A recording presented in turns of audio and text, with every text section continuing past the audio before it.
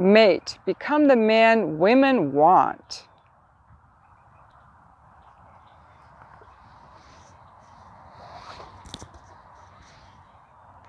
I'm going to share with you some great tips from this book, and it has nothing to do with whether you won the genetic lottery.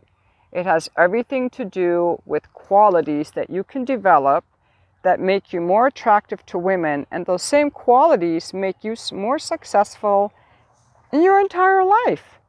Let's begin. Become the man that women want. And ladies, if you haven't found a man you want to date, it's because most men today are lacking the qualities that they need to be attractive to women. This book is written by Tucker Max, the author of a New York Times bestseller, and Jeffrey Miller, PhD, a tenured professor of evolutionary psychology. And although it was published in 2015, it's just as true today as it was then. And it totally aligns with the video that I made yesterday or the day before, talking about why I'm not finding men that I want to date. And guys, it's not about the genetic lottery that you won. It's not about how you look. There are things you can do to improve your looks. And there are a lot of other qualities that you need in order to be attractive to women. Okay, so what are the things you can do? But first, I also want to say, I made this video for men to find out how you can be more successful in attracting women. And the qualities that you need are not to become a doormat or a people pleaser. They're actually qualities that will make you more successful in every area of your life. Because women select for high value qualities of health and fitness and attractiveness, social, emotional, mental, and physical. Okay? So if you're more attractive to these women, you will be more attractive in every area of your life. And we need more men to build on these skills. And this video is for women. If you're like me and you judge yourself for not wanting to go for these fat guys who have no game, and you're discouraged and you think there's something wrong with you because you're blinded to all the great men out there, it isn't you. And there's nothing wrong with you. We are supposed to be attracted to the men that have the qualities that make us safe and protected and loved. Signs of good health, signs of being a good partner, and signs of being a good dad. And what are these qualities? Let's begin. So a quality that's very attractive is confidence, and confidence is not something you have or don't have. It comes from having competence. So the more you practice a particular skill, the more competent you feel, and you have this forward-building momentum. So it's a good practice. Now, there are things that people do and mindsets that people have that take them out of building competence. And these are negative thought loops that keep you stuck. And I'm going to show you what they are. Harsh self-judgment. I'll just suck at everything forever. Rehashing out failures. I failed at that and that and that. Preoccupations with fear. I feel terrified to even try, and that fear feels valid. Predictions of disaster. If I try that, the result would be a humiliating catastrophe. Ruminating about obstacles. There's no time and no money or mentors to help me. Adverse comparisons to others. I'll never be as good as so-and-so. Unrealistic expectations. I should be a happily married billionaire by now. Perfectionism. I can't be the best in the world, so I shouldn't even try. Imposter syndrome. Even if I seem to be succeeding, I'm really just a fake.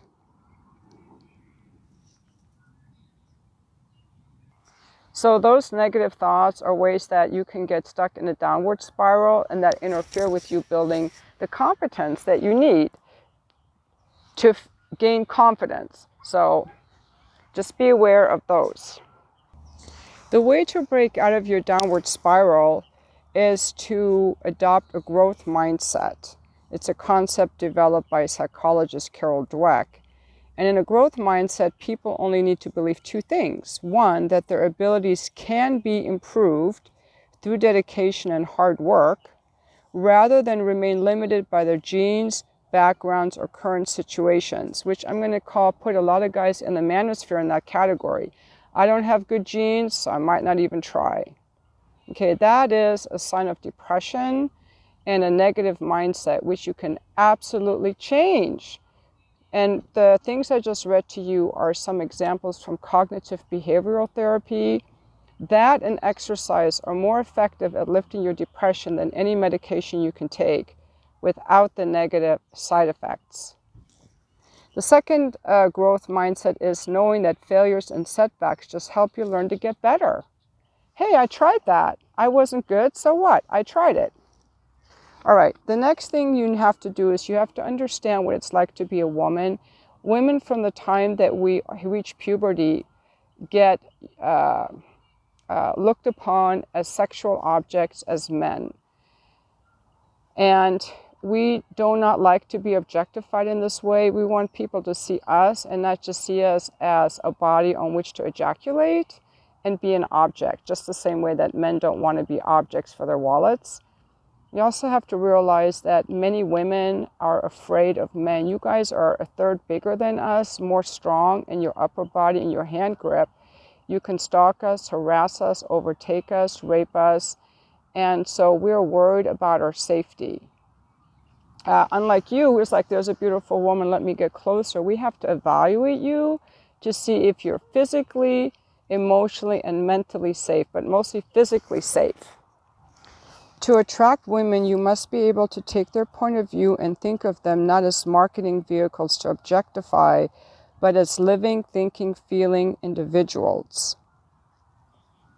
Okay, you can't think of her as an inanimate object, as an 8 or a 9, or a simplistic robot with a set of triggers and hot buttons to manipulate.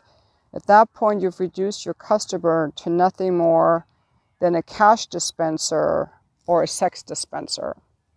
So for mating success, whether it's short-term, medium-term, or long-term, you have to see a woman as a whole human being and understand how she feels about men. Get into her world. Another thing, women are very adept at reading social cues. And remember, all of his writing comes from his research of evolutionary psychology. We women have evolved to read you in about 2 seconds. I can tell from the way you walk, talk, and look and smell and your facial expressions, and so can every other woman, in about 2 seconds, how well your life is going. And that matters to us because we are the more vulnerable species, and I'll get into that more. We have concerns about you physically overtaking us and our, whether you're going to be a good dad and a good provider, and all that is built into us biologically through millions of years of evolution. So that's kind of our biological internal feeling state. And that's, yes, I can absolutely tell within 2 seconds of looking at a man if that's someone I'm going to be interested in, not because of his muscles or his six-packs, but because I'm taking in his mental well-being, his physical well-being, his emotional well-being, and all these cues, and they subconsciously register. So you can't talk a woman into being attracted to you. She either is or she isn't, and it's all subconscious. So the best thing you can do as a man is know what these factors are that women scan for, which are signs of health. Signs of health, you guys. And you can improve on those. So let's continue. So I'm going to sometimes talk and sometimes read. Women are choosier about who they have sex with. Men are choosier about who they commit to. Exactly. The women are the gatekeepers to sex, and the men are the gatekeepers of relationship. Guys have sexual fantasies about almost all the women they know. whereas women have fantasies about virtually no men. Another reason she's not attracted to most men is that she thinks their outfits are stupid and their clothes don't fit, because they are and they don't, and she's right. That's in a later chapter. That goes more to, guys, just buy clothes that are fitted. Don't wear anything baggy. Just wear clothes that are fitted. Okay? That's going to go a long way. And ditch your tennis shoes and get a decent pair of shoes. That goes a long way. Okay, let's continue. Women already know that they're pretty, so don't tell them that. It's counterproductive. Don't compliment women on their beauty. Tell her something she doesn't already know and hasn't already heard from 1,000 guys. Better yet, don't tell her anything. Ask her about her interests, ambitions, friends, background. Anything that requires some social intelligence to appreciate behind her hot girl persona. So true. Also, be attentive to when women are around you. If a woman's really interested in you, she will go out of her way to be around you and to be visible and available for you to approach. Pay more attention next time. I've talked to so many men who were completely oblivious to the interest of a woman around them. They just weren't paying attention. Put your phone down, look around a little bit, and notice. Because if we're looking at you, we're interested. Women also worry about slut shaming. Women don't want to be around other women who are sleazy because we worry that they will steal our mates, mate poaching, that we will be, and therefore slut shamed by other women, that we will have to explain to our friends why we took you home. And if we start dating you, then we'll have to explain why you're just a creepy douchebag who isn't taking care of us like Mr. Right. That's another reason that we have to be choosy.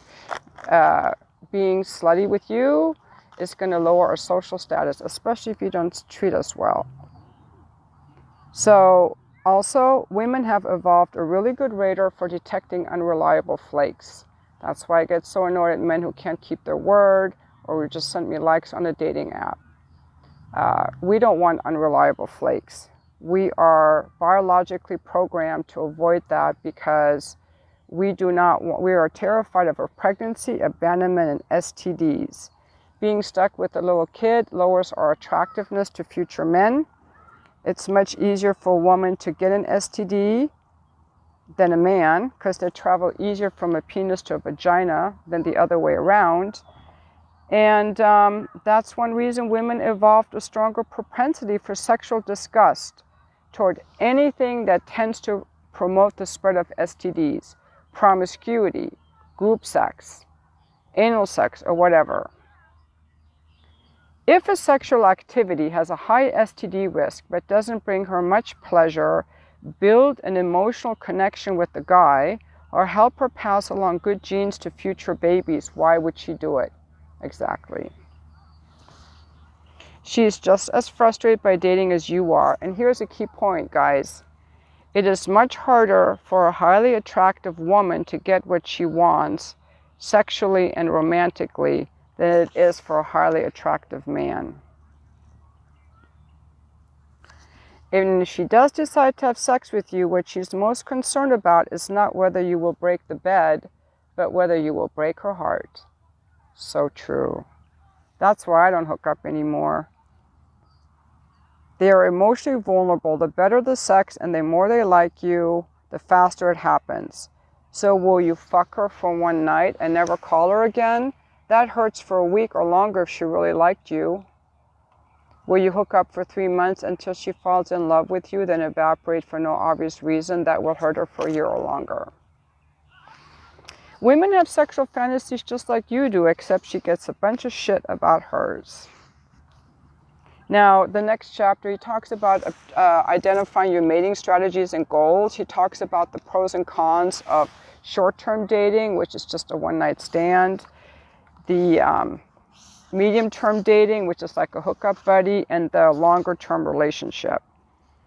He does say in the end that it does point out that the variety and novelty of a hookup sex is fun, but it has a very high cost because you have to invest a lot of time for every hookup, and you have to invest 2 to 6 hours for sex if it's a one-night stand, less if it's a medium-term partner, and even less if it's a long-term partner.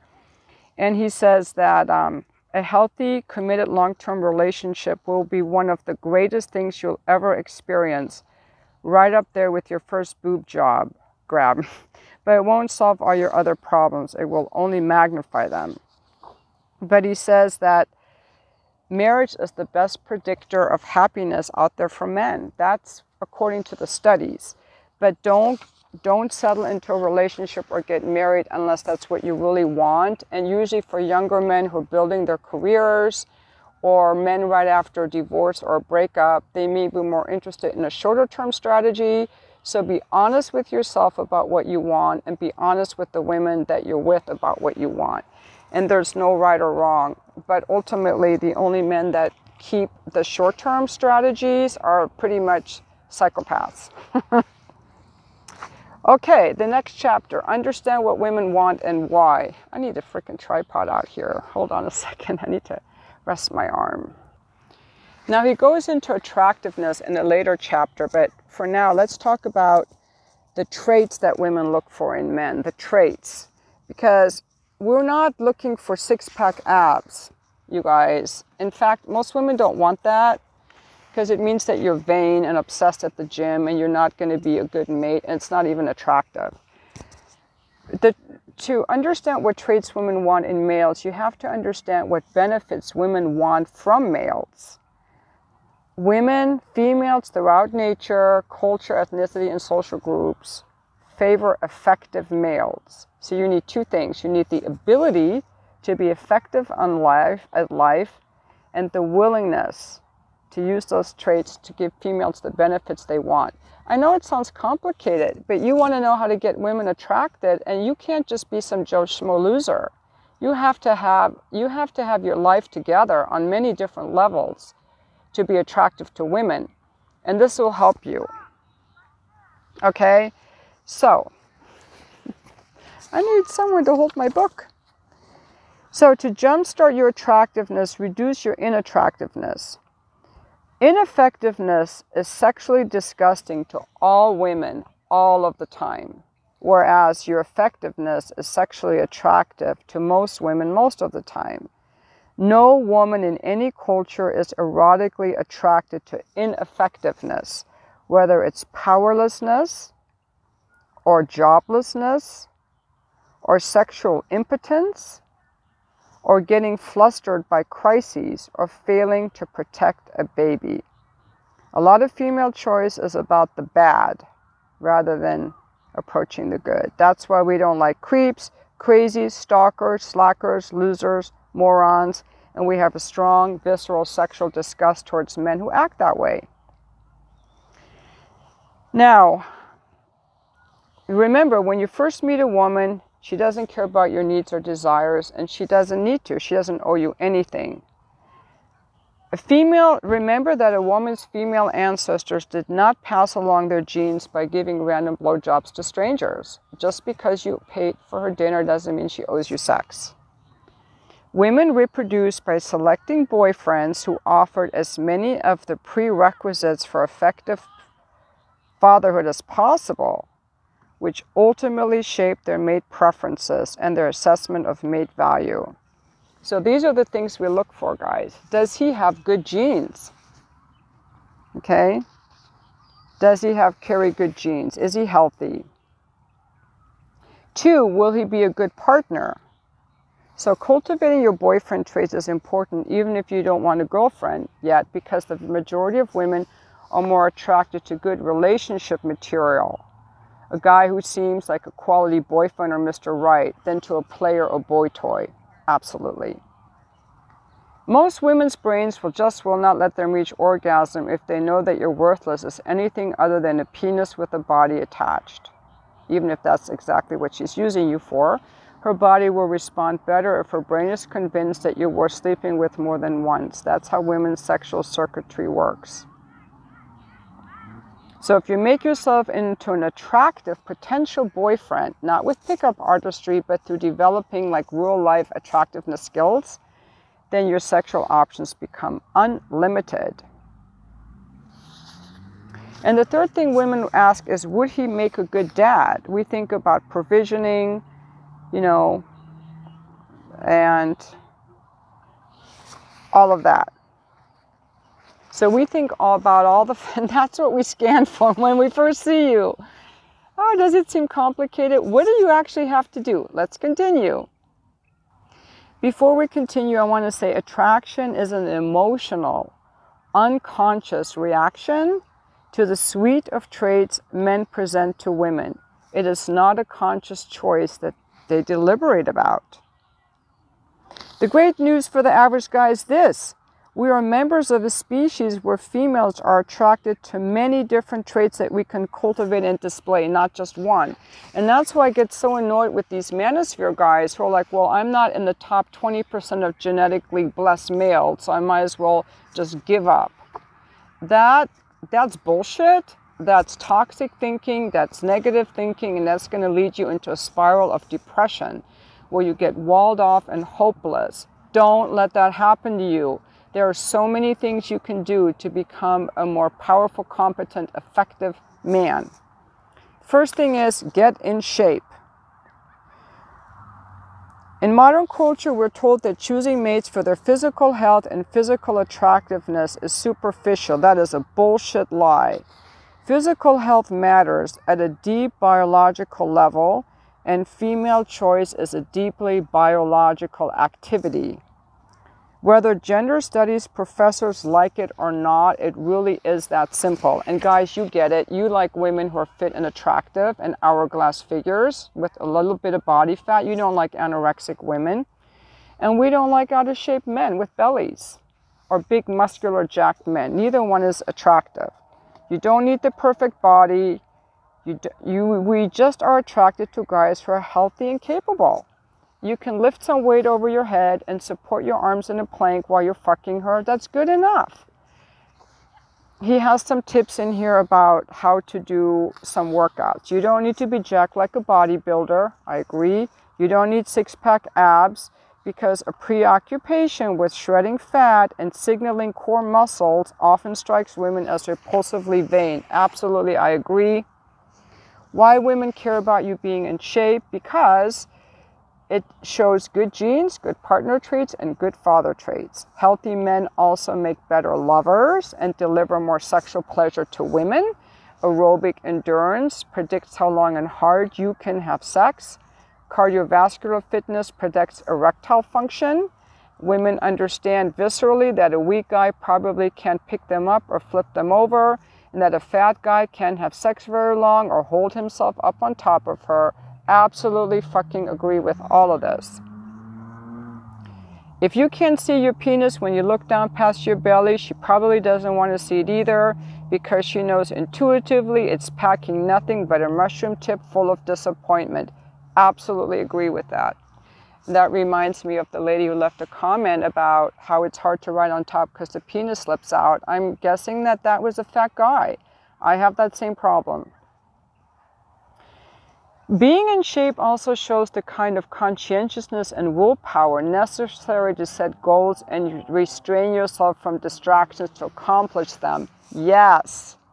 Physical health also predicts whether you'll be a long-lived, helpful, healthy, capable dad to your children. So improve your physical health. Sleep more, get at least 9 hours of sleep a night. Very important to your physical health. Gives a bunch of tips about getting more sleep. Eat better.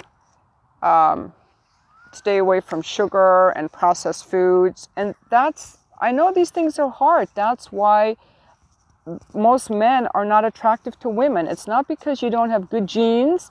It's because you're not getting enough sleep and you're eating shit and you're fat. It's not because you don't have won the genetic lottery with your height and your face. So the manosphere is full of bullshit. Pisses me off. They're feeding a lie to men based by a bunch of discouraged men and this Rollo Tomasi who's just like a loose cannon. I can't stand him. Feeding a lie to men. But I digress. There is nothing, literally nothing stronger, better than a man can do for his overall health than to become physically strong. The science and evidence are clear to this. Strength training doesn't just increase your muscle mass. It sends physiological signals throughout your body that lead to stronger joints and connective tissue, stronger bones, and stronger willpower all the way to your prefrontal cortex. Can you pick up heavy things and lift them above your head? Women find it extremely attractive because strength reveals good genes, good partner potential, and good dad longevity. And I'm going to tell you that it's absolutely fucking true. And that's why I stayed attracted to my ex-husband. Even in his 60s, he was still playing pickup soccer, basketball, and fit. And he would come home and he'd be in a happy mood. I can tell you, and my mood is so lifted after a good workout, that's attractive. So also, display your physical health and your posture. You'll be more confident in the way you sit and move. And then wear some nice clothes that fit well on a good body. It's one of the most potent ways to attract a woman. When you're in better shape, you'll feel more confident about physical contact with women. You will be able to go on activity dates that showcase your physical abilities, and you will be much better in bed. Your penis will get harder and bigger. You'll have more stamina during sex. You don't get out of breath during fucking. You can lift her up, move her around, and be physically dominant in bed. You can also do more leisure activities with her, go dancing with her, do manly stuff, do team sports, or combat or martial arts. These are all things that you can do to showcase and build on your strength. Women instinctively interpret your competitive ability in team sports as an index of how well you do in real warfare. If you hate team sports, just do martial arts, Krav Maga, or wrestling. There's signs of physical fitness and reveal your aggressiveness, emotional resilience, willpower, and ability to recover from injuries. Yes, abso-fucking-lutely. I agree with that. It's not enough, and that's why all those guys on Tinder, women might pick them for their photos, but they're not going to date them or fuck them because they don't have follow-through or they're whatever. This is all the stuff we scan for. Absolutely. This is exactly the kind of guy I like that I talked about in my video, and I love this book because I'm like, right on. I'm not going to judge myself anymore for liking a healthy man. These are all signs of health. And number 6, chapter 6 is get happy. We don't want to be around a depressed guy, an anxious guy, because if you can't even handle your own life, what fun are you to be around? Happiness just doesn't mean pretending to be happy. It means that you get enjoyment out of your life and your activities. It's a sign of good mental health. And we care about your mental health because that makes you a better companion. Again, get more sleep, eat better, exercise more, get some sunshine, and do small things every day that you enjoy. Meditate, and make sure you live in a place where you're happy. Get a therapist if you need it. Get friends that support you rather than bring you down. And then do things to display your good mental health by being funny and happy and playful. I don't know how to be the funny and playful stuff. And be open, because if you're closed-minded, that's not hot either. So see what I told you? Everything that you need to be attractive to women, that's as far as I got today, page 116. All the qualities that you need to be attractive to women, being physically fit, exercising, good physical health, good mental health, are going to help you in every area of your life. And they're going to make you more attractive to women. Again, the book is Mate. And thank you for watching my video.